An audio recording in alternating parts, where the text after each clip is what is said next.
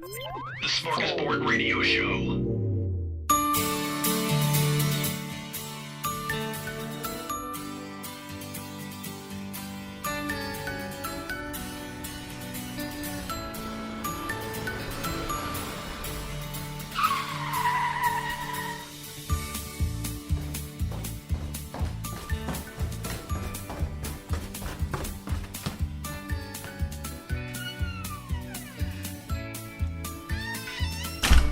Hello, everybody. This is Chris, and this is the SmorgShow Podcast. Recorded February 23rd, 2018, episode number 92. Am I going to be here alone today? No, I hear somebody pulling up right now. I have no idea who it is going to be this week. Let's see who's going to be here. Hey! Hey, good looking. How you doing? Oh, man, you're overmodulating already. Sorry. Jeez. Would you back up a little bit? Oh, man. Talk about an entrance. Okay, well. My etiquette was never my strong point. How you doing? This is my good friend here. Man, this is amazing. Mr. Jerry Malauskas. Do you go by Jerry or Jerome? Now I'm actually going by Jerome. Jerome. That's nice. You know, no, Seriously? No. No, I don't ever no. take you seriously anymore. Actually, I haven't seen you in 10 years, so I don't know what. Well, of course, then how would you know? No, actually, I've had people like, they'll read my Christian name or my baptismal name, whatever the heck they call it, my formal name. Your given name? Yeah, that. Okay. And it's Jerome, and then they'll look at, so, hello, Jeremy. It's like, Oh, I see, yeah. it's not. No, that's not how. That's you not say how it. you go. Yeah, so, Well, but maybe I should change it. I'm Jeremy now, Jeremy, yeah. or like Jeremy from Hyde Park. If you, I can get a little callback reference on that one. Well, whatever you go by. Welcome to the Smorg Show Lounge. I really appreciate you coming out. You guys out there, you have no idea who this guy is, do you? This is a very good friend of ours. This is a co-host, a co-founder of the Smorg Show Podcast. I consider you in the founding group. Okay, Even though you were sort of on the fringe of I'm always on the fringe. society, and Yeah, I am. I fully admit to that. but we took you in, and you were part of us for way back in those Gave years. me a bath, you know. No, seriously, 36 years ago, I think we met. Yeah. We both went to high school. Well, we didn't really go to high school together. No. We went to two different high schools that had a common radio station between us, and you were at the other high school that didn't have the transmitter, but every, Tuesdays and Thursdays, we would turn the signal over to your school. Right. And then we would take it back on the other days. But some days you actually came over to our station to do your show. And that's where I think I don't remember. Tell me, how did I meet you? How did you hear of us, and how did we meet you? Well, I was actually a listener of your show, I think, back then. I think I started listening to you back in 81, maybe. Mm-hmm. And, I mean, you certainly sound different than every other kid that was doing a radio show at the station at the time. So I was like, wow. And because I was also listening at that time to Steve Dahl. So I'm not saying you were like trying to be, like we all were trying to kind of be like Steve Dahl back then, but he was an old, well, I don't even know if people know who Steve Dahl is anymore, but he was what they call one of those personality or shock jocks. And then listening to your show, it was like, wow, it's kind of similar. It's interesting. I didn't think of like the high school station would have something like that. Because when I was going and taking radio classes at the high school, they certainly weren't promoting the idea of you being on the air other than to like, time, temp, and what you played and get back. It was like just a professional way of doing it. And you weren't doing any of that. No, and I was getting into trouble for not doing it. Yes, this is true. You were. And, but I liked it. I think the people, at the time, the people that were like, would listen to like a Steve Dahl, basically that was he was the only one back then. I don't think Jonathan Brandmeier hadn't come to the area yet. Well, let's open this up a little bit because podcasts are not city centric. So, I know. I'm making these references, and I kind of feel like basically we had personality radio here starting in the 70s, really, when I first came on the scene. The 10-year-old kid listening to the old radio station WLS and all the not shock jocks. They were just disc jockeys. They had personalities. They did call-in shows, things like that. And they used to travel around in the Magic Bus and visit the neighborhoods. Boogie Check. Boogie Check, John Landecker, Larry Lujak, Tommy Edwards, all those. And then became Steve Dahl, Gary Meyer, Kevin Matthews, Jonathan Brandmeier, all that whole bunch. But we were in the midst of all that. And we were just having fun doing a show. And somehow you were listening to us. Somehow we caught up. We thought, hey, we'll bring you into the fold. Well, I remember the first time meeting you. It was actually, you were at, there was a record store. They still have them, I know. It's an anachronism now, but they had a record store called Rose Records. Downers Grove, Illinois. Downers Grove, right on Ogden Avenue there. Actually, not too far from one of our mutual friends, Dave Jackson. Dave's on the show a lot now. Yeah, and I don't know if he was working back as somebody working there at the record store back then, but because he might have been too young to. But I just remember running into you there, and I remember, of course, back then you had the longer hair. Oh yeah, we all did. And then. And this is the way the memory works. It remembers the stupidest things, but I remember your new man sweatshirt. Oh, my designer sweatshirt from Italy. My mother was dating a Italian man. She's actually married to him now, but back then it was this European guy because my parents were going through divorce and she met this world traveler and he brought me back this designer sweatshirt. But the amazing thing about it, I remembered, it was just a red sweatshirt. And at the very bottom, like by the waistband, there's like the little emblem that said new man. And you remembered that. You actually read it and remember it to this day. That's what I'm saying. Why would I remember it? I don't know. It took up like zero real estate on that shirt. You picked it out. Well, I had an eye for design even back then. Yes. Is it wrong? No, it isn't. Sorry. But yeah. So I was like, that whole thing and how you look. I mean, to me, you were visually different than a lot of kids I knew back then. Visually different. I never. Well, it's a weird way of saying it, but I mean, you're wearing a designer sweatshirt. You kind of have that, poofy hair going on and everything. It's like. He's a little different of a guy there. And then I heard you on the radio. So I was putting the face with the voice that I heard on the radio. And I was like, oh, that's kind of cool. I think I might have been there at the time to buy the Nebraska album. Bruce Springsteen. Yeah. That's something. I remember that about our visit. Yeah, and I went to get that, I think. That's about all I remember, though. Yeah, I know. I don't think it was a very long visit at all, but. No, but so welcome here. I'm glad to have you. And just to recap, so people tuning in to hear Chris and Allie, where's Allie? Well, we talked about in the last couple of episodes, Allie's in college and she's spending less time at home. And so the show has kind of petered out over the past few years. And lately I've been revamping it. In fact, you heard the brand new theme song this morning. I just debuted it. It was kind of like, it fired me up. It was compressed. It was concise. It had a lot of energy. I thought it was pretty good. So kudos to the production team for putting that together. But I'm trying to rebrand the show. I'm trying to get some energy back to it and try to do more regular episodes. So I'm glad you came out here. We're going to be doing a lot more of these.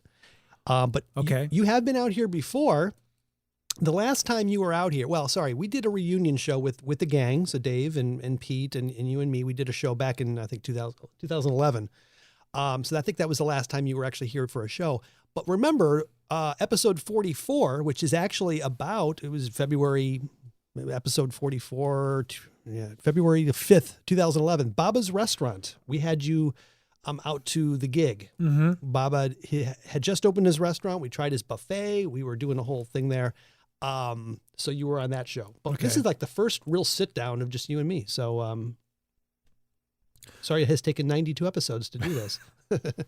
Well, time flies when you're living. Yeah, I know. Life catches up to you and keeps you busy. But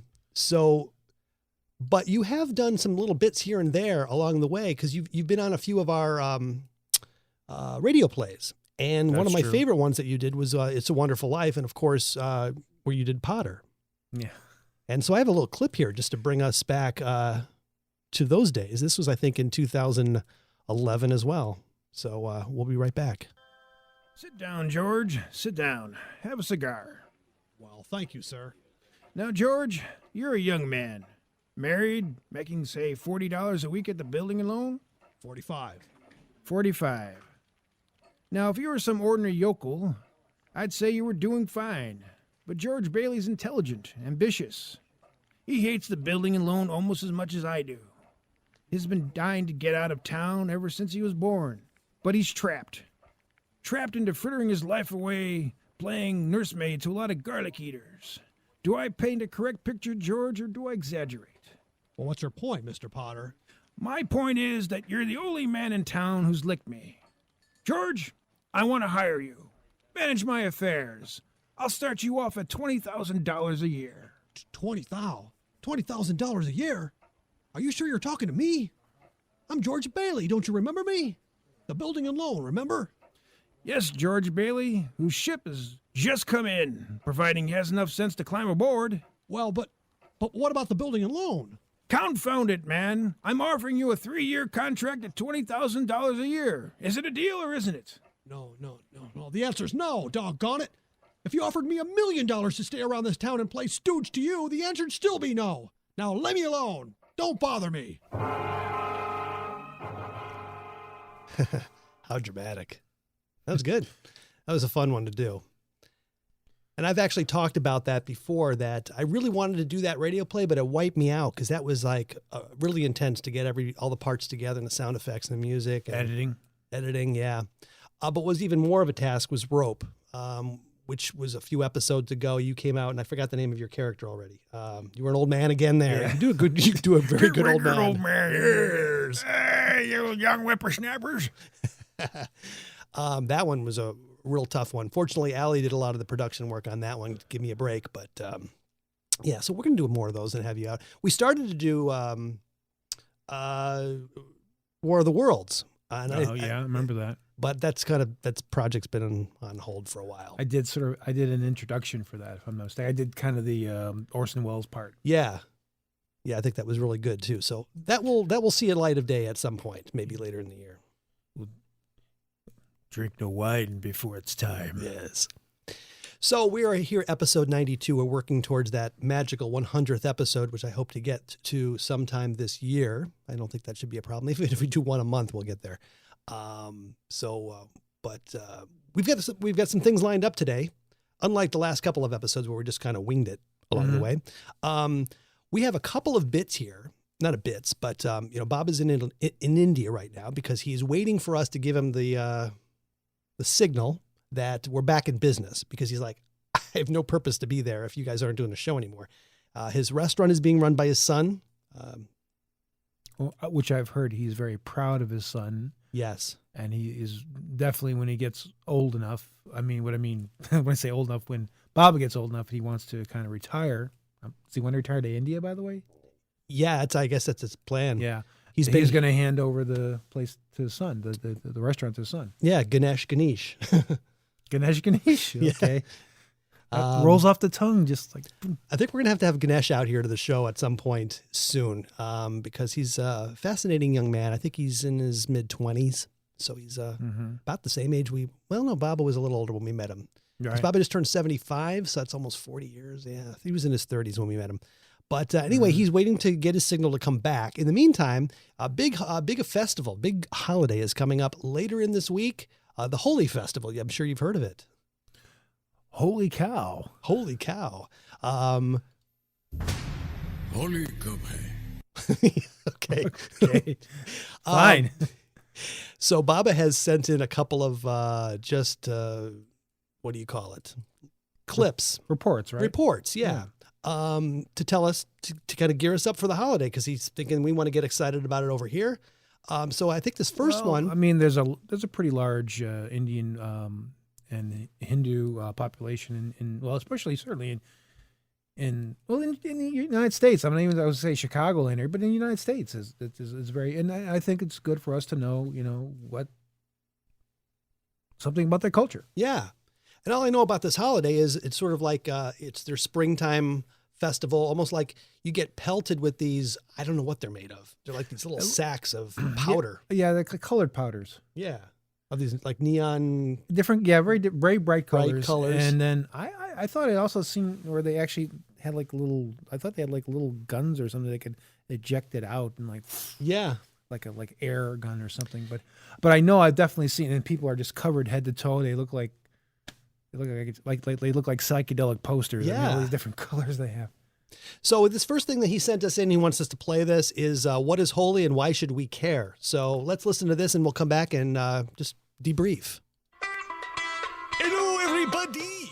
This is Baba Ganesh, and hello. Once again, I am coming to you live on recording from my Dropbox. I am still in India only because I am still waiting for confirmation that this show is back before I come back. Because I do not need to be there if the show is only going on once a year. It's just not making sense. So I will stay here until the Smorg team tells me that we are back in business. So until then, I am here to deliver what is going on in my culture. So today, 1 week prior to the annual Holi Festival, I am here for 2 parts today. This first installment is what is Holi and why should you care? This is a little history and a little just a cultural sharing with you because I understand this is not something that the people in America celebrate, but it is very important. You should know this. So let me start. First of all, Hindus mark the arrival of spring every year by staging a popular Holi Festival. Holi is the festival of colors, and there are 5 things that you need to know about this multicolored extravaganza. First, Holi celebrates the triumph of good over evil.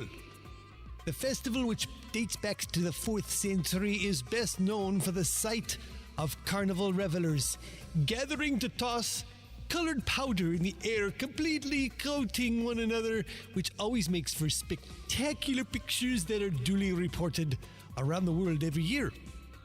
There is a serious purpose behind it all, however. Holi celebrates fertility and love and marks the end of winter. It's kind of like your Groundhog Day. The festivities take place across 2 days. And Holi is divided into 2 parts. The first is Holika Dahan. This is staged the night before the big day and sees celebrants gathering together to observe a purification ritual in which a pyre of logs and dung cakes is burned, intended to represent the victory of good over evil. Families gathered to roast grain, popcorn, coconuts, and chickpeas together. The second part of Holi is called Rangvali Holi. This is the main event where everybody races around the town, throwing handfuls of gulal. This is the what do you call it? Like the colored, the powdered colors, and spraying water. A joyous occasion in which differences of caste and ethnicity are put aside. Oh, it is so beautiful when everybody can come together on this day. This is the most common form of celebrations to take, but they can run on for much longer than just 2 days. For example, Holi lasts for 16 days in the Braj region of India. Oh, American men coming here on business, they don't know what they're in for. They're walking down the street in their nice 3-piece suit, and bam, they get hit with a big ball of fluorescent pink. And they have to go to their business meeting that way. Next, I'd like to share is that Holi draws its origins from Indian mythology. The idea behind the holiday comes from the legend of Krishna and Radha. The supreme deity fell in love with the goddess Radha, but was concerned about differences in their skin color. His, of course, being blue. His mother advised him to playfully paint her face to overcome their differences. Lovers today continue the tradition by making sure their faces match when the gulal begins to be thrown. You remember what the gulal is, I told you it before. That's the color, the powdered color.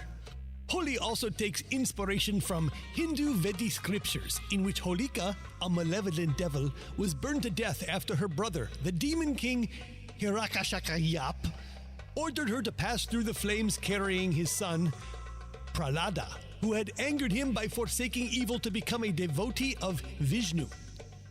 The boy survived thanks to his faith while Holika was cremated.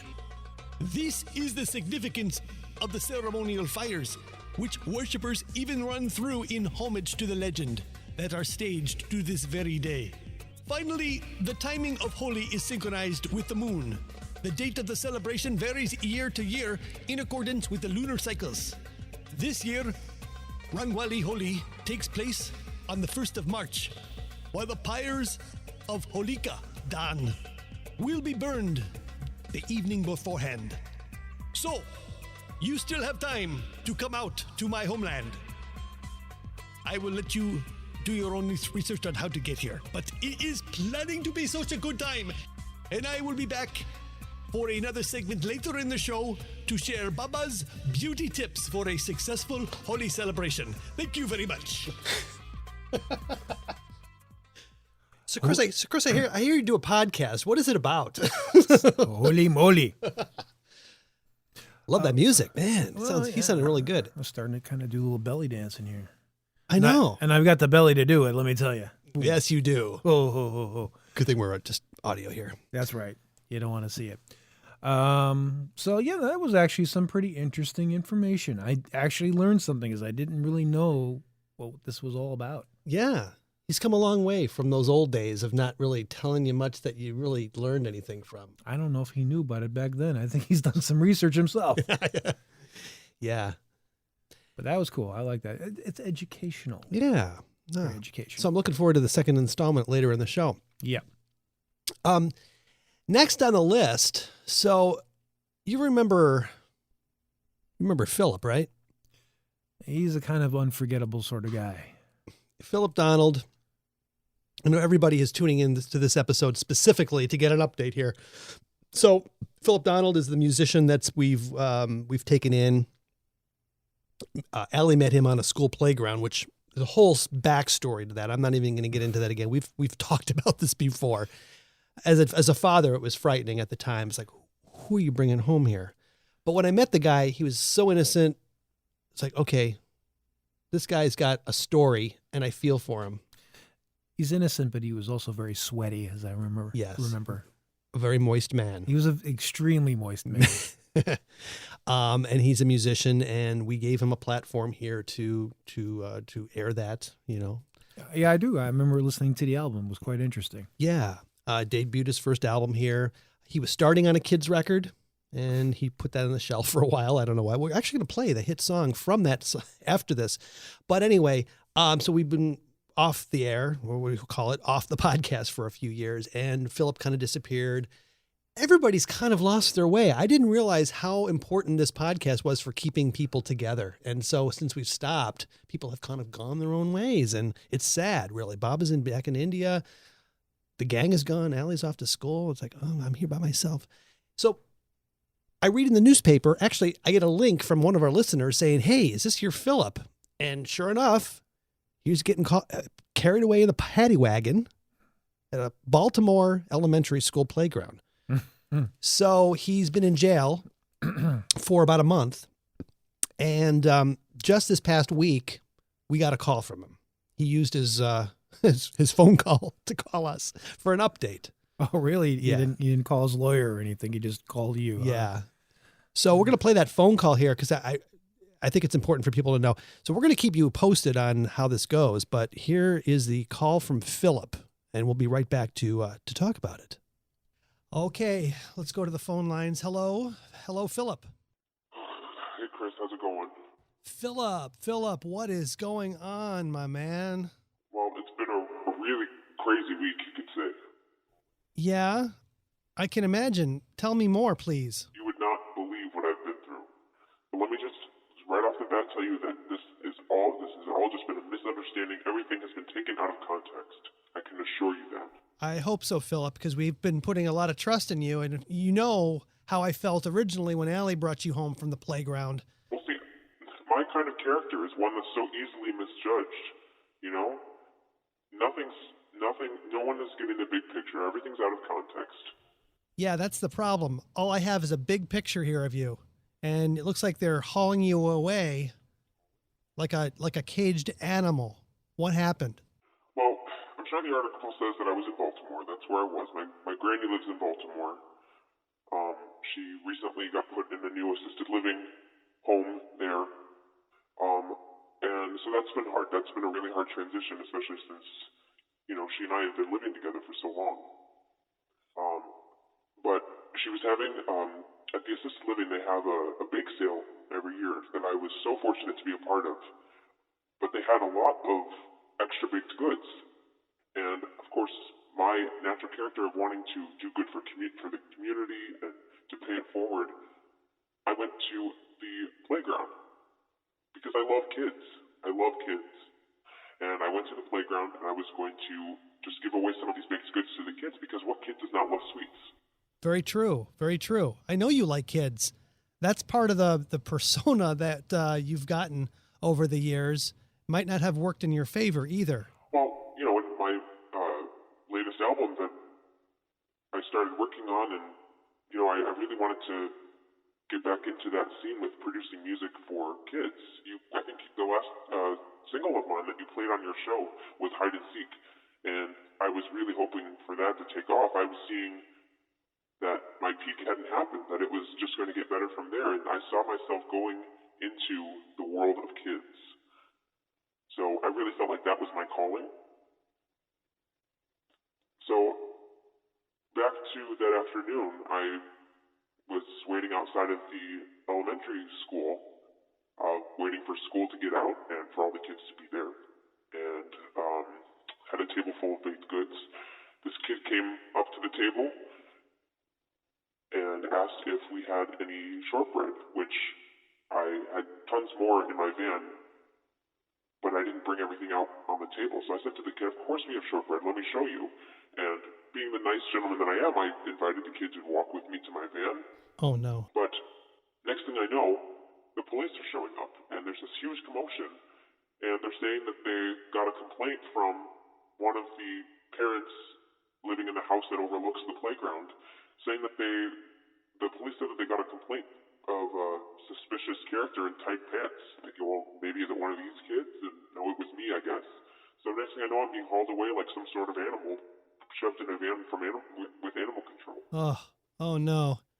So you invited a kid back to your van so that you could show him your shortbread.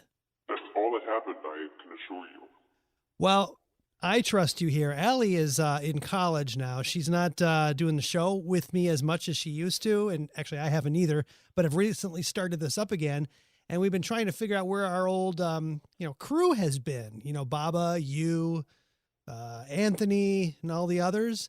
And we were getting ready to reach out to you because we hadn't seen you in probably 5 or 6 years. And I just happened to get in my inbox, a listener had sent me a link to the Baltimore newspaper, and I saw this shocking image of you being hauled away in the paddy wagon, and I just got really concerned. So we reached out to the county jail, and I appreciate you using, I don't know if this is your only phone call you get, but I appreciate you calling us back to give us the real scoop.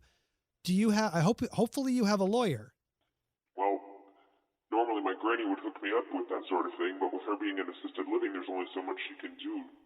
Well, you are entitled to counsel. You know that, don't you? Yes, I'm aware of my rights. Okay. They read you your rights, right? Yes. Okay. But I was just in so much shock, as you can imagine. Yeah, I know it's a very traumatic period for you, Philip. We trust you here. We're rooting for you. If you need a character witness, we're here for you. I know Baba will testify for you for sure. I'm sure we can find somebody else. No, seriously, I will. I'll put my name on the line. I'll do what I can for you. Yes. And I do have to say to you that we do get phone privileges, but I only have a couple more minutes. Okay. Well, let's wrap this up. I wanted to just find out the real scoop from this because I'm not getting any information. There's no follow-up news. I think they've been chasing down some other nonsense stories. And you know that these things just, get shoved at the bottom of the pile, and who knows how long it'll be until they'll get me out of here. Yeah. Okay, well, we will stay in touch, and as soon as you're out, we're looking forward to having you back here in where you belong. Well, I hope that I'll be able to sit with you guys sooner. It seems to be right now. Right. All right, well, you take care of Philip and stay in touch. Thank you. I'll try. Thank you. Bye-bye now. Goodbye.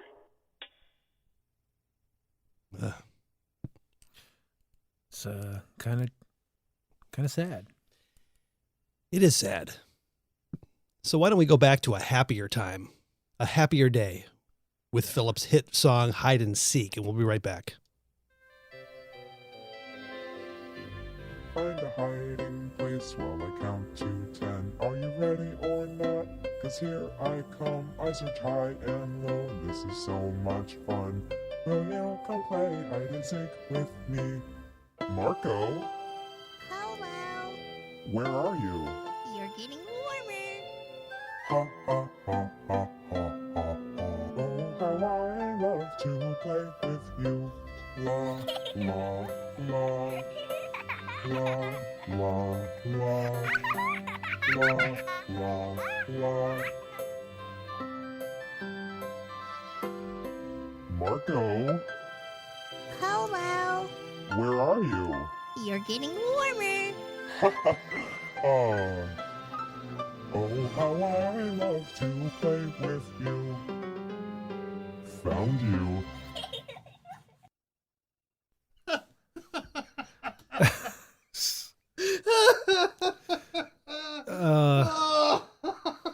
That song was so cute, yet so creepy. So, excuse me.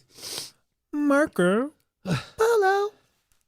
Oh, I haven't heard that for a few years. It's a classic. It is a classic. I really wish that children's album would have come out in its entirety.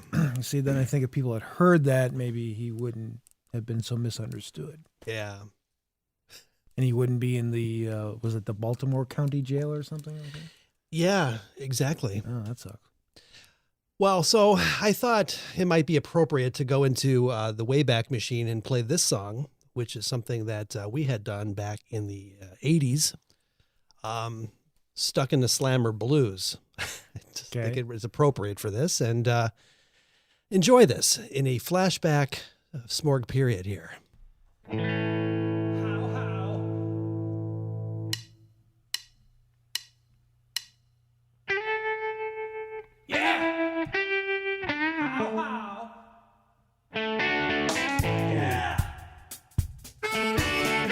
I was going down the road. I was hungry and cold. I was looking for my woman, but they won't let me go. I got the blues, stuck in a slam of blues. Woo! I was working on the road crew, and boy, did my back ache. So I turned to my friend, and I said, hey, Jake, you want to get out of here? Do you want to leave?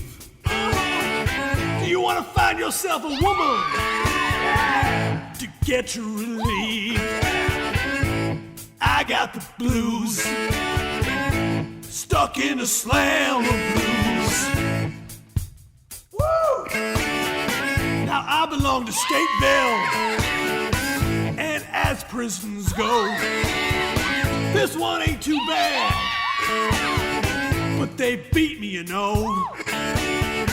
Now I'm not a thinking man, but I know what I want.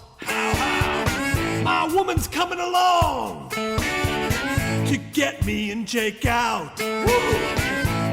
I got the blues, stuck in a slam of blues.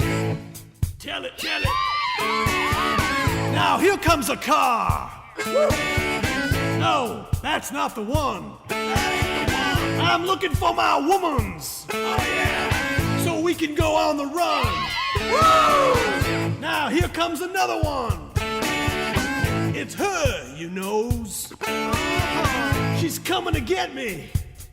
Go! There she goes! I got the blues. Stuck in a slam of blues. Oh, tell it.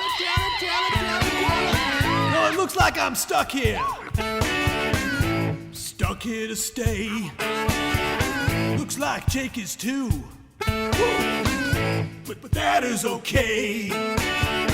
I've been here long enough. I've seen many escapes. Looks like ours was a flood with a lot of mistakes. Because I love kids. I love kids. Okay. Do you remember that song? I do. I thought you had a version where you were doing it with Pete, your friend Pete. Yeah, we've got so many versions here. We've done, because we did it This live. is kind of a newer version, I can tell.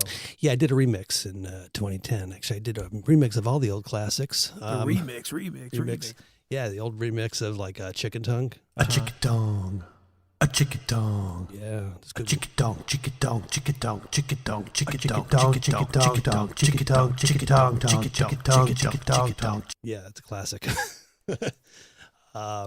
Yeah, we did multiple versions of Stuck in the Slammer Blues. We did an acoustic one. We did our live show at the Tivoli Bowling Alley. Mm-hmm. I was there. You were there. We've got a video of that on the Smorg Show, SmorgShow.com.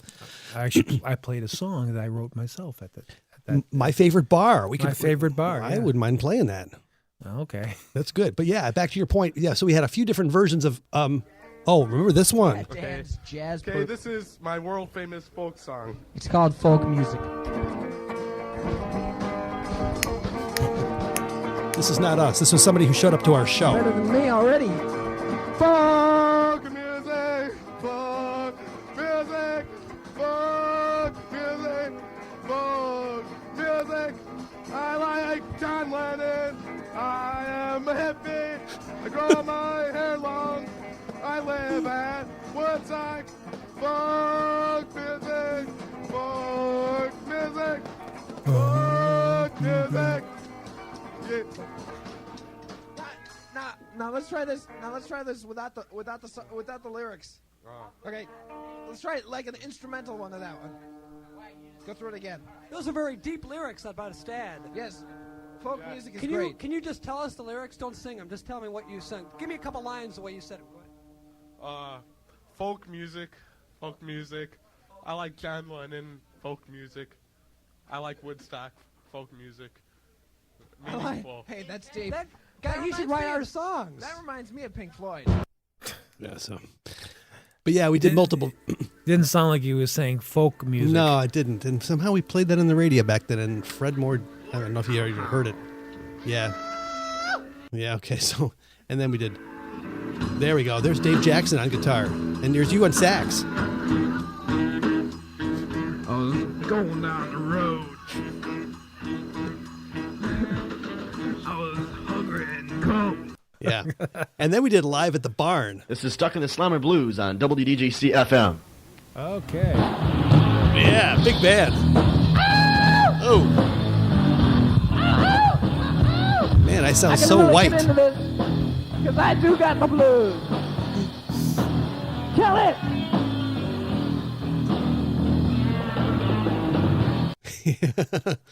Good band, though. Yeah, too bad we didn't have an audience. Yeah, there's a whole story behind that. Yeah, we've gone through that before. Yeah. Yeah, So- good times. Yeah, so your song, this was off of Savoir Faire, or what's it called? Yeah. No, Scarborough Fair. Sorry, yeah, what was I saying? Savoir. Where did I get that from? I don't know. That Oh, was. I'm thinking of Pepe Le Pew or something from. Yeah, you probably were. Yeah. Or is that like no? There was like a no. Savoir Faire. No. Oh. The Savoir Faire Is is everywhere. What is that? Warner Brothers, right? Was it No. What That was- was like one of those 70s cartoons. And I Yeah. think it was a mouse or something. It was a right? mouse. Going, Savoir Faire is Is everywhere. everywhere. I don't remember. That's all I remember. Yeah, I'm glad somebody remembers that. By the way, just as a side note, it was also a song by Chic, one of my favorite bands, of course, because people don't know is not only am I just regular Jerry, but I'm also Disco Jerry. Disco Jerry, yeah, you are. So, Scarborough Fair was done by Chic? No. Wait. Savoir-faire. Savoir-faire. We're tying it back to savoir-faire. I get you. Gotcha. But Scarborough Fair was what I used as the basis for the song that I did. Simon and Garfunkel, yeah. So this is a... Yeah, I think it was based on it. I am going to my favorite bar. Whiskey, scotch, martini with lime. All the favorite drinks I love. Ooh, help me leave my troubles be. What's that? Fine. Okay. Tell the bartender to get me a beer. Whiskey. Is that right? Of course, we never did. Of course not. With lime. Oh, I love to drink my booze and get stoned right out of my mind. Whoa, wait a minute. Musical interlude here, folks. You were distorting the microphone back then, even. Yeah. Some things never change.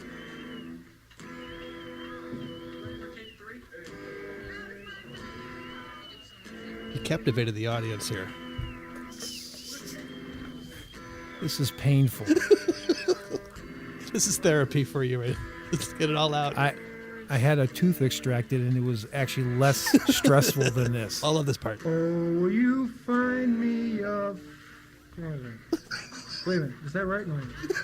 Oh, you find me a fifth of JD.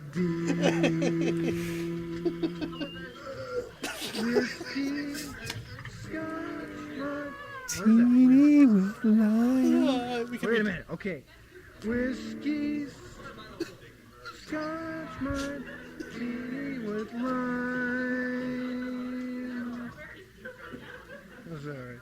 Hey, bartender, another round. Drinking is my favorite pastime. That was a practice now. That was good, Jerry. That was really good. That was practice. Let's do it again. Ow. No one told you that was live. That was like the main take. You had to get it right the first time. Yeah, you guys did stuff like that to me all the time. That was good, though. Yeah. Actually, was going through some of my old papers, and I saw where I'd actually written it down, and I dated like, oh, this is when I wrote this down. Oh, yeah, you've got the original lyric sheet? That could be worth something by now. Yeah, sure. Okay. But anyway. Wow. I was, 16 at the time? I mean, Something like that. It means I was dumb. That was good, though. That was fun. That was actually a fun night because we had come off of a really... No, I take that back. I got it reversed. We had done... we did a stupid thing out in a park, Costello Park. I do kind of remember that. It was just Pete and me, and we were just doing we've got a video on our website. Actually, I just put it up there about a month ago because I found this tape because it was aired on TV. It was on the cable TV station, the CATV Community Access Channel. Mm-hmm. And I'm surprised they actually put it on it's terrible. It's really bad.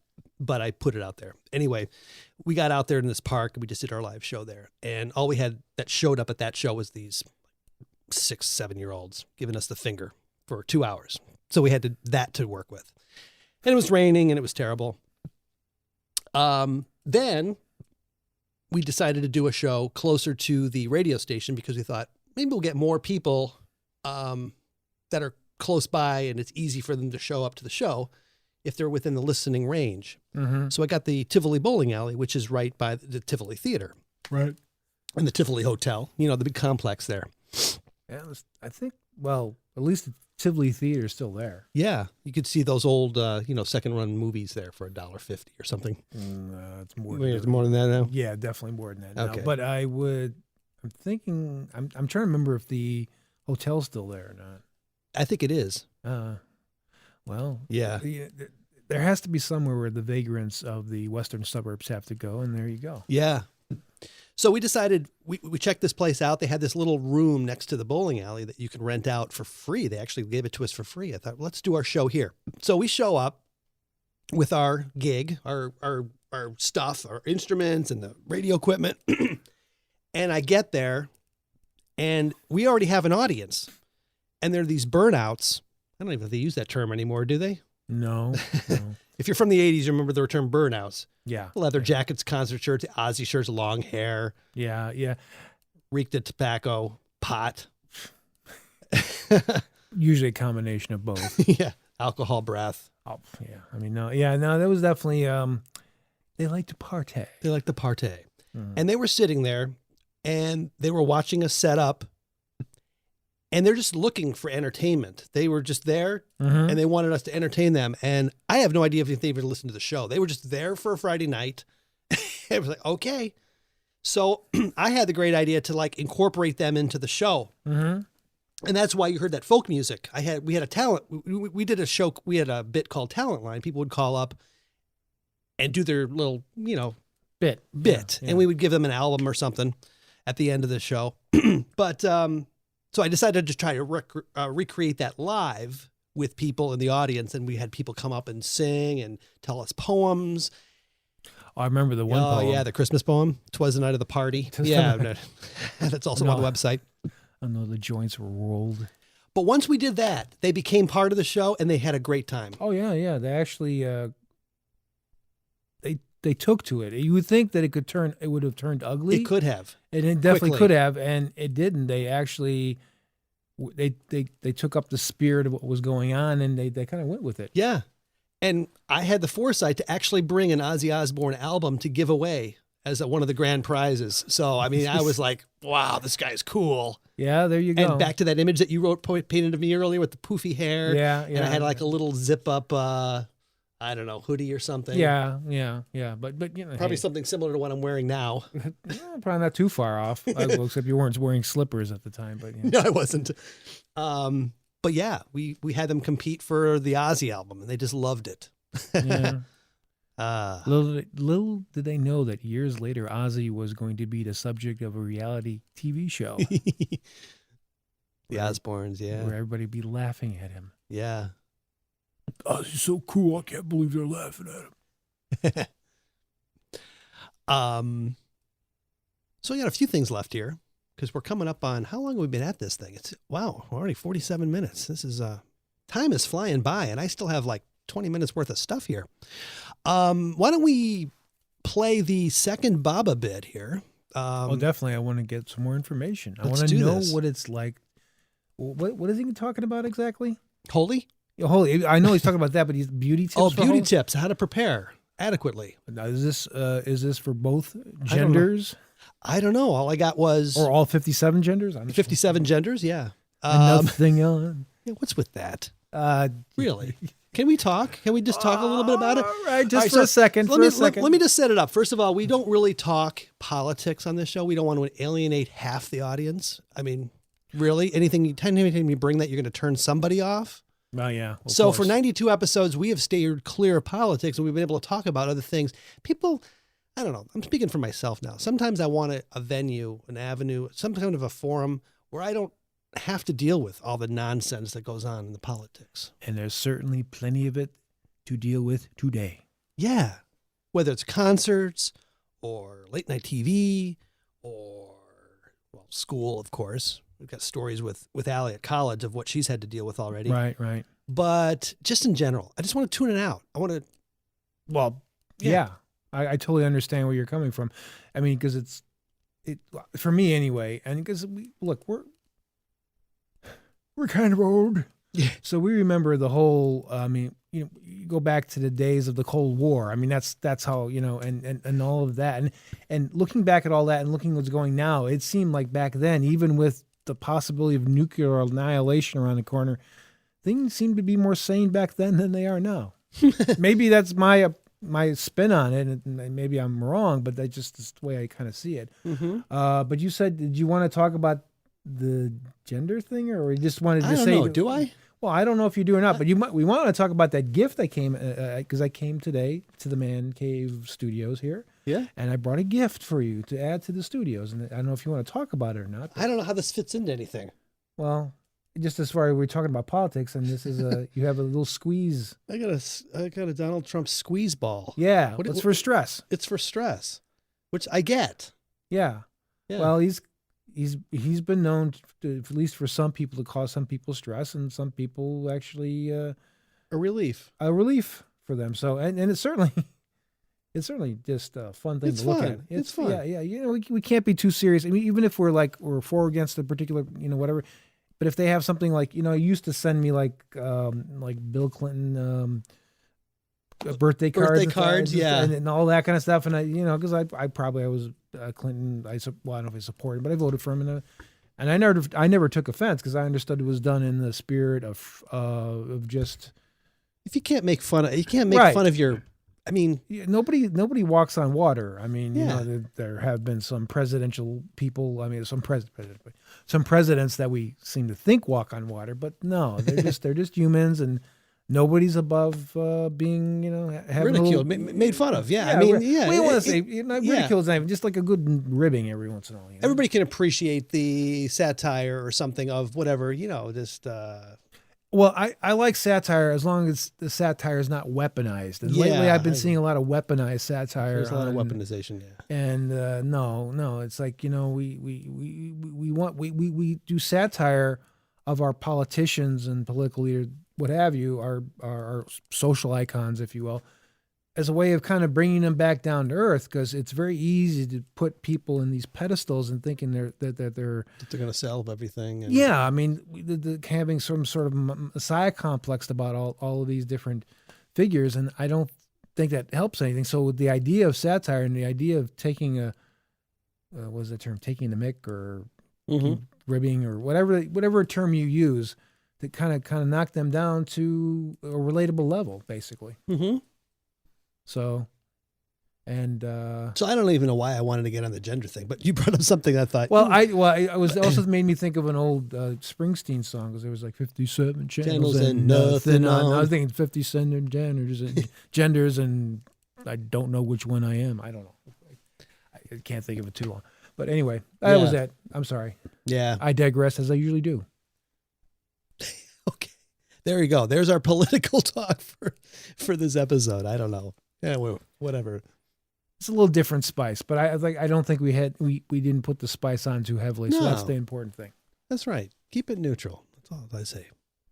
No matter what you do, you're going to elevate. Wait a minute. Well, let's get back. Speaking of spice and everything, we're getting back to Baba, and he's in India. I love your transition there. I do that. I know these transitions, man. You really did that right there. I got to find it, because he sent it to us in his Dropbox. Now, I want to know what the beauty tips of Holi are. Yeah.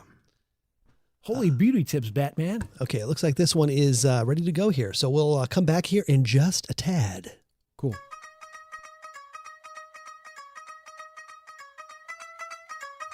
Hello, everybody. This is Bubba Goodish again, coming to you live from my Dropbox. And in the second special installment for the Holi Festival week, Bubba is going to share with you his beauty tips for a successful Holi celebration. March brings with itself a whiff of holy colors. It is that time of year when we are bathed in a mishmash of colors. While some run away from them, others joyfully embrace it and play and get very dirty. But there is no escaping it. No. Well, if you are scared of what damage these colors will do to your skin and hair, I have something very special to share with you. I am going to share my tips to make the most of this festival by letting your skin and hair look the best despite the chemicals and color in the air. Those taking part are usually careful to ensure that the powders thrown are non-harmful, and so they are most commonly made of a mix of food dye, flour, and water. But still, it is going to be very messy, so these are some survival tips for you to take to heart. First, let's talk about getting dressed for the day. While you enjoy smearing your friends and family with gulal, it's imperative that you are dressed in comfortable yet fashionable clothes to enjoy the festive spirit without any worries. To enjoy the festival thoroughly, it is most important to dress right for it. Pick a loose salwar kameez in light colors like white or beige. Covering your body completely will prevent any direct contact with colors or any chemicals in them. While the light colors will show off the vibrancy of holy colors effectively, you must be careful that they do not get translucent after getting wet. Cotton is essentially the best material for the season as it keeps you cool irrespective of how harsh the sun is. Keeping that in mind, you can opt for a comfortable cotton dress in vibrant colors or prints. This will ensure that even if you do get drenched, the dress will still look pretty on you and not a slouch. You can pair a white sleeveless kurti with a multicolored flared skirt or even shorts and dazzle in the most brilliant combination for the season. However, if you want to minimize your skin's exposure to the colors and to the sunlight, the safest bet is to wear a full sleeves short kurta with linen pants or a full sleeved long kurta with palazzos. Next, let your hair down. Oh, like old man Baba, I love to let my hair down on this day. There is no way to prevent your hair from getting wet or colored in this frenzy, so shampoo and condition them well on the day of the festival. Then, massage your hair well with oil and tie it up in a bun. This will ensure that the scalp and hair do not absorb colors too easily. In case you have short hair, apply hair gel. The third tip that Baba wants to share is love your body. Prep your skin. Hindus are advised to moisturize their hair carefully before taking part, and some even oil their hair to ensure the gulal can easily be rinsed out, a bid to preempt disaster. Start the day with applying oil to your body in the morning with olive oil or coconut oil, and also apply a thick layer of sunscreen on your face and body. Next, put on some makeup. Make special efforts to use waterproof makeup so that it stays on you until finishing your celebration. Apply a layer of waterproof base on your face and neck to ensure that the colors do not stick to the skin. For your lips, slather on Lip Guard and a good quality long stay lipstick. If you do not like dark shades, go for a natural shade kiss-proof lip color. Next, I advise prepping your nails. Drench your cuticles in olive oil so your nails do not soak up any color. Then, use a thick coat of nail paint on the nails and put Vaseline under the nail edges. Once the festivities are all over, everybody usually spruces up and gathers in their Sunday best to distribute gifts of traditional sweets. And that is how Baba will be celebrating Holi this very season. Thank you so very much. I will talk to you again soon. Bye-bye from Baba. Thank you, Baba. Hey, Baba, baby. One thing I learned from those tips and everything is that if you're going to do Holi, the two words that are really the most important to remember is oil up. Oil up, yes. Oil up everything. Oil, hair, from your cuticles to your hair, body, all of it. everything. Oil it up, baby. And then it'll just come right off. It just slide right off. Yeah, very good. Yeah. We have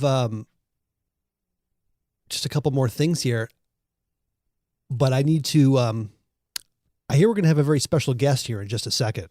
Okay. But what I'm going to have to do is I'm going to have to buy us some time. So I'm going to play something. I don't know. Let's randomly pick something and I will be right back. How about the Black Cow? Do you remember this?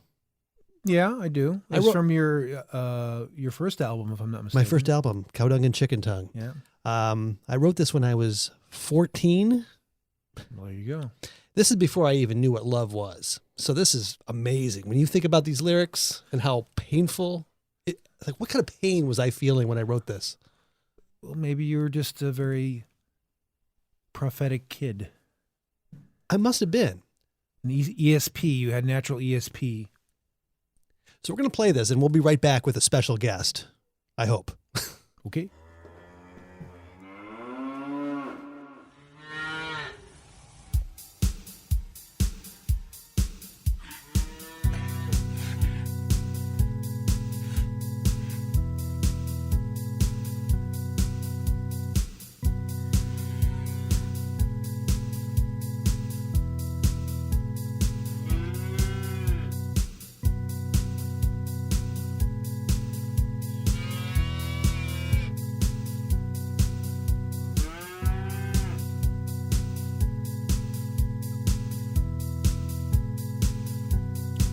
Hey, baby.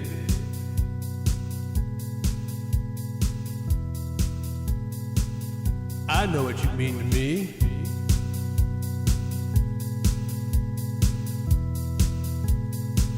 You know what you mean to me.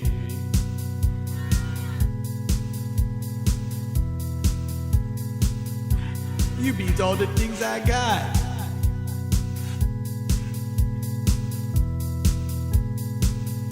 About you is all I ever think about.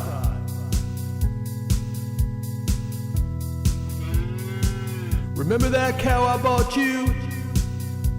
Well, before we be talking about the cow, I liked your green eyes. I really like your thighs.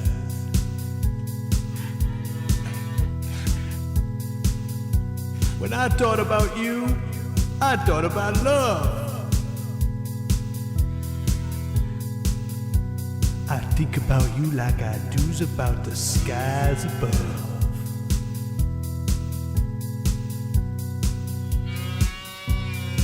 I love your face, your skin's so fair. I really dig the smell of your flowing hair. Until you saw him, I thought I'd be Zen. And then you started all that 2 times.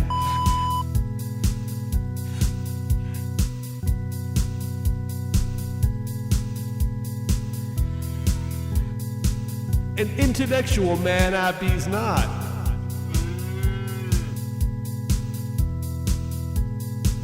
But I knows when I's wanted and when I's not.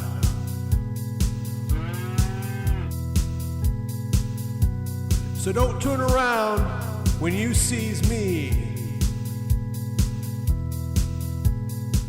'cause walking away is where I's will be. What about the cow? Now back to the cow. You ugly old bow wow.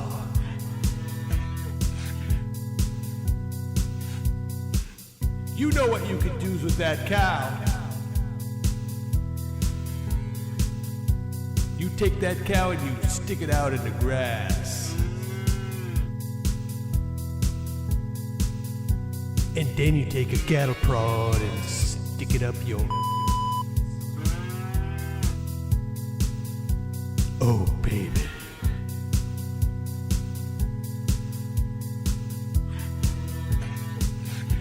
You be's my black cow.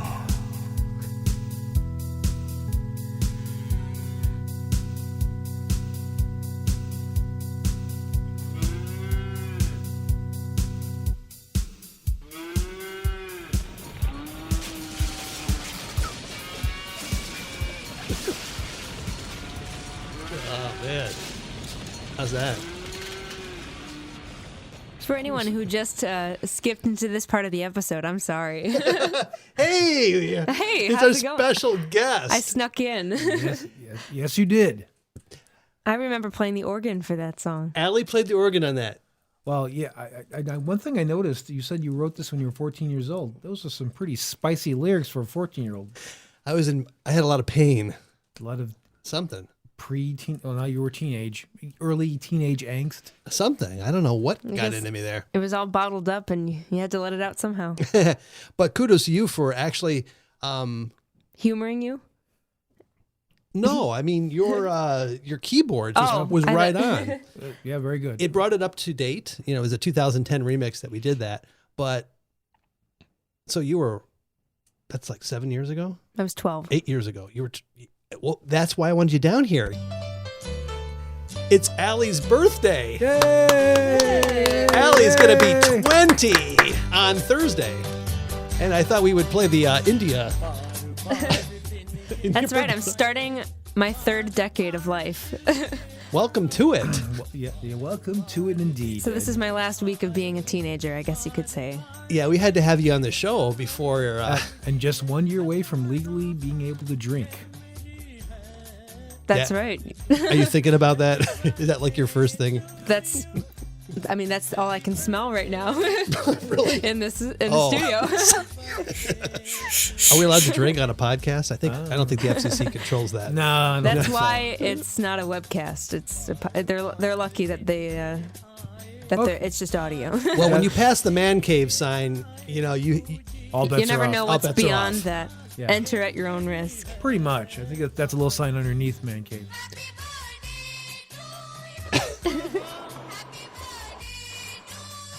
Wow, you brought in a whole choir for me.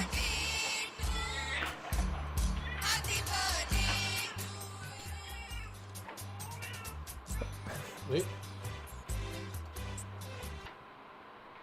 What do we have here? I don't know. What is is Allie? that? It's Allie being born. Oh, wow. I thought it was a cat escaping. Well, I mean... Yeah. Well, somebody's escaping, that's for sure. Yeah. There you go. There's your first. Wow. Sound like a smack. Yeah, it sounds like my Siamese cat that I had back when I was a kid. And constantly were stepping on its tail. How you doing, Allie? I'm good. Thanks for coming down to the lounge. Yeah. We miss you. How are you guys doing? Good. I think we did a good show, didn't we? Sounds like you're having fun. Yeah. Yep. I have no complaints here. Yeah. So Yeah. So what's up?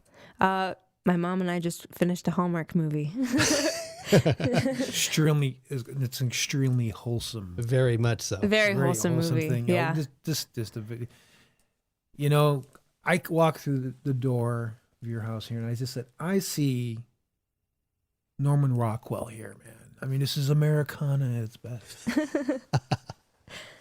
Yeah, those Hallmark movies, they all have that same formula, right? Yeah, and the stellar acting also. Oh, fantastic acting. Well, I mean, it couldn't be any worse than all the Lifetime movies. Oh, yeah. Similar thing. Yeah. Pretty much. So did you watch one that was a wedding theme?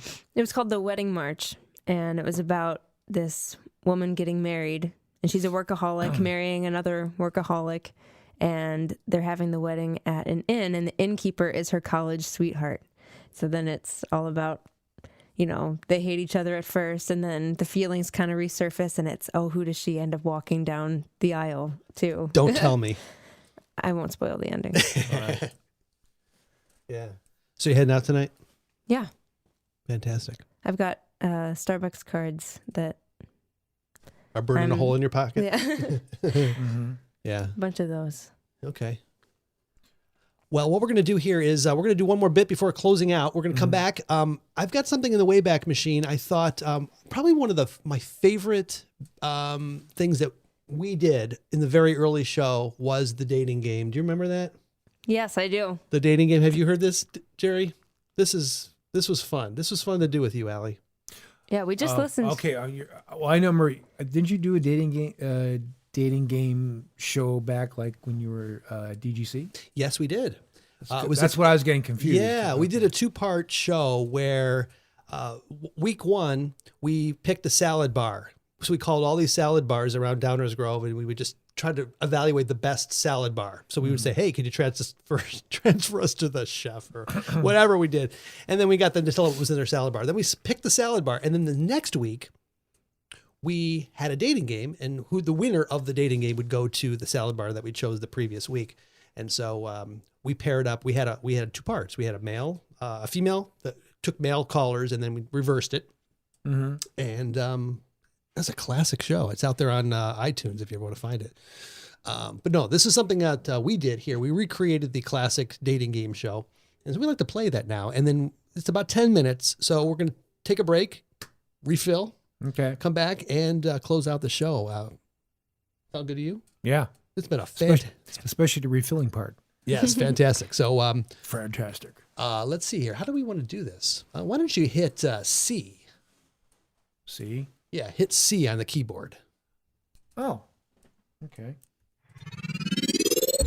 This is the Smorg Show Podcast. Hey, everybody! It's time again for the most romantic game in podcast history.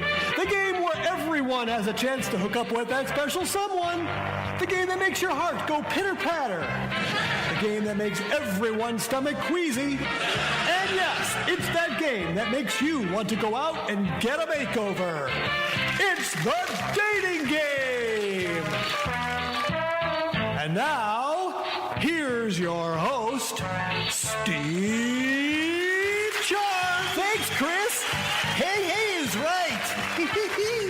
We're going to have a fabulous time this evening. And on our first podcast edition of the game, we have a very special guest who came all the way here from Maple Park, Illinois. Let's give a very heart-filled welcome to Mr. Sherman Flukelmaker.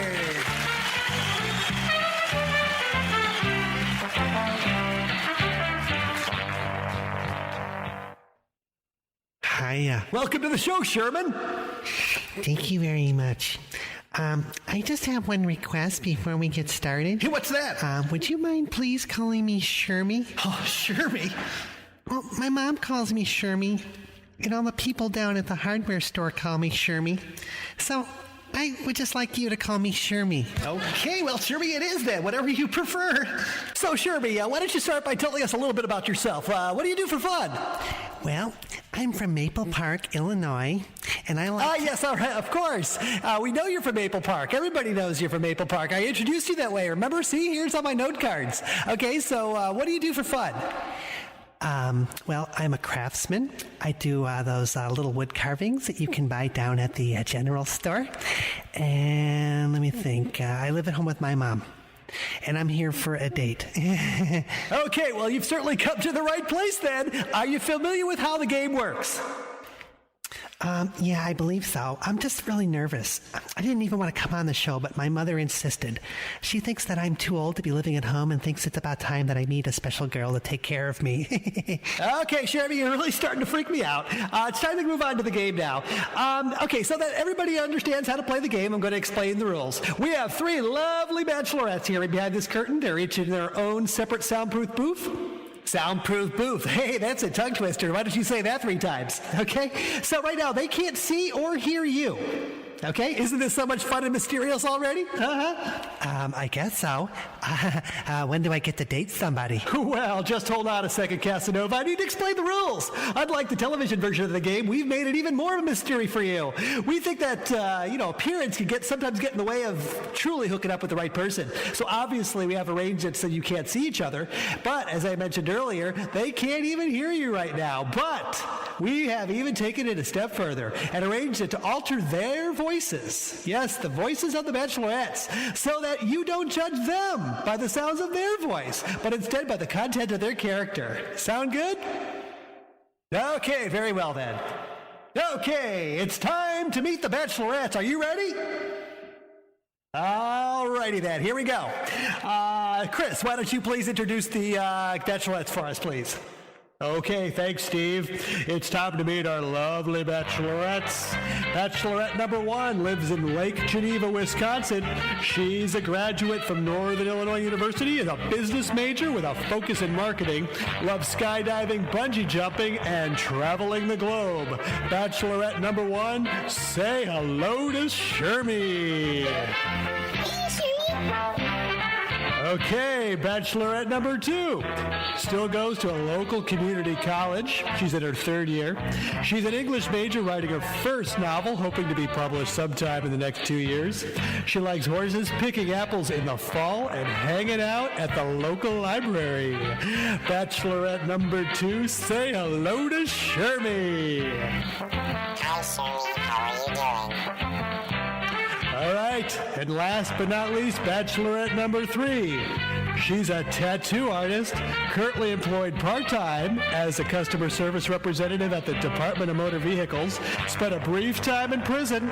She likes kickboxing, online gambling, and she currently is organizing the 2010 Harley-Davidson Motorcycle Convention. Bachelorette number 3, say hello to Shermy.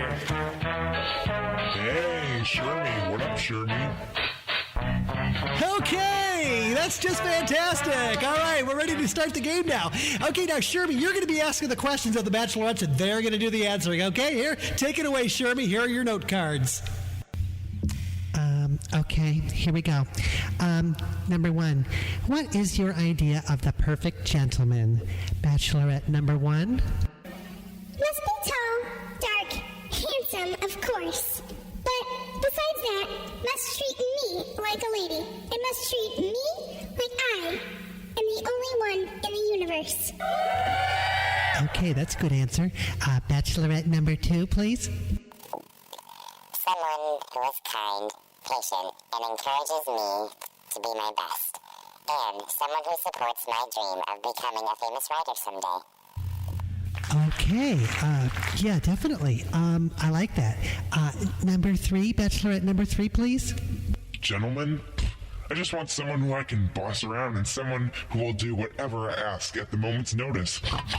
Oh, my. Oh, my is right. Okay, you ready for the second question, Shermy? Yeah, sure. Bachelorettes, please describe your idea of the perfect first date. Needs to be exciting. Something dangerous even.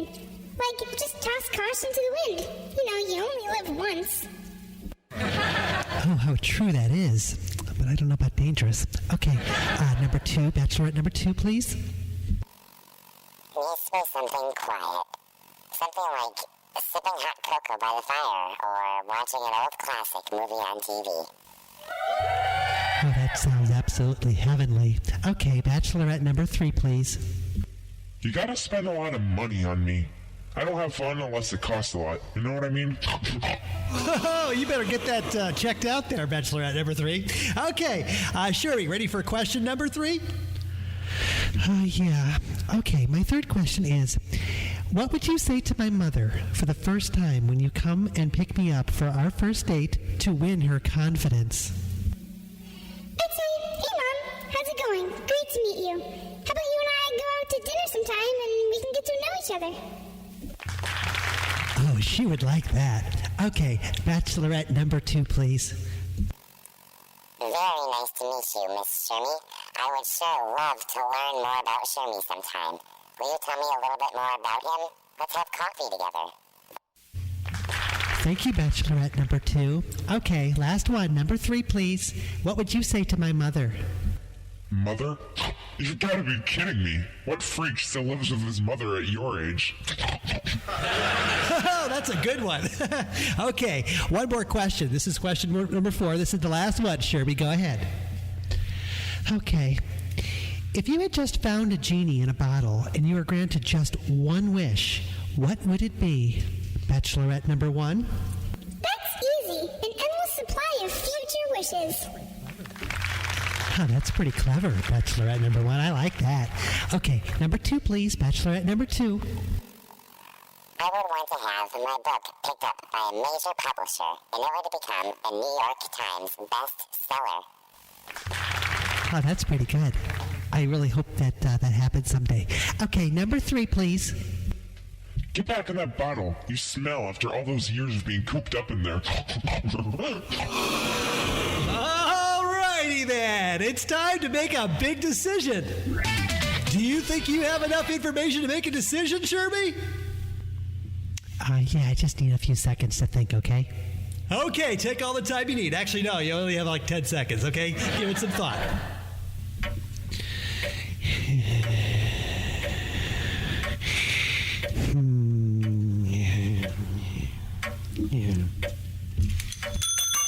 Okay, Sherby, it's time's up. Time's up. You got to make a decision. What's it going to be? I'm ready. Let me just tell you a little bit about what my thought process was. Bachelorette number 1, she sounds really exciting. I really like the excitement and the adventures that you go through every day, and I'd like that. Bachelorette number 2, you know what?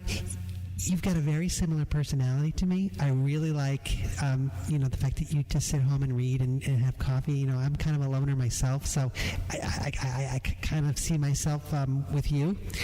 But Bachelorette number 3, I really liked your answers. In fact, you remind me so much of my mother. So my decision tonight is Bachelorette number 3. What? What? You have got to be kidding me. I'm your mother.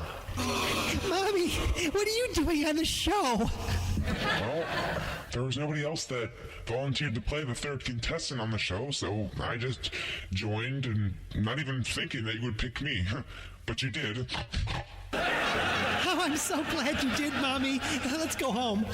Oh, Shermy, let's. Yes, let's. Let's go home.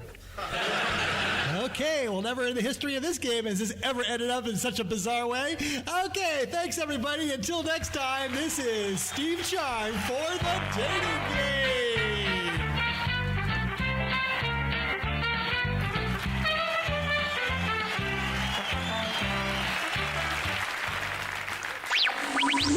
The Smorgasbord Radio Show.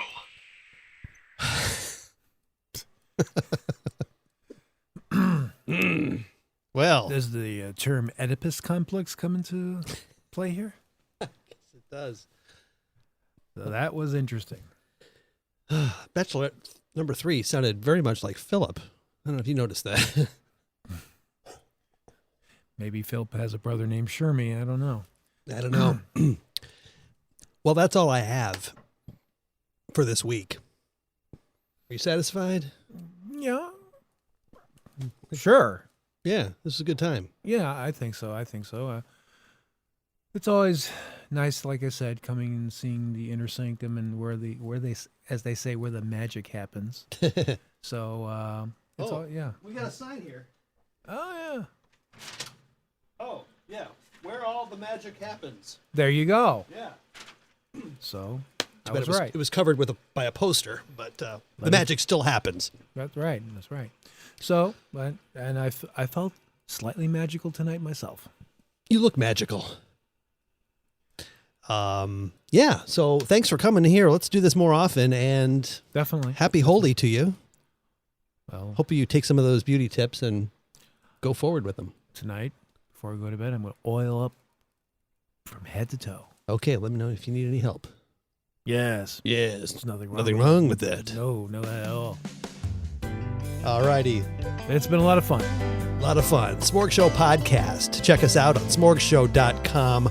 All the social media platforms. Search for Smorg Show. Our phone number, 312-95-SMORG. Yes, we still pay for that phone number, so please use it. Feedback at smorgshowpodcast.com is our email. And, hey, that's all I have. So have a good Holy Week, and we'll be back again very soon. Take care.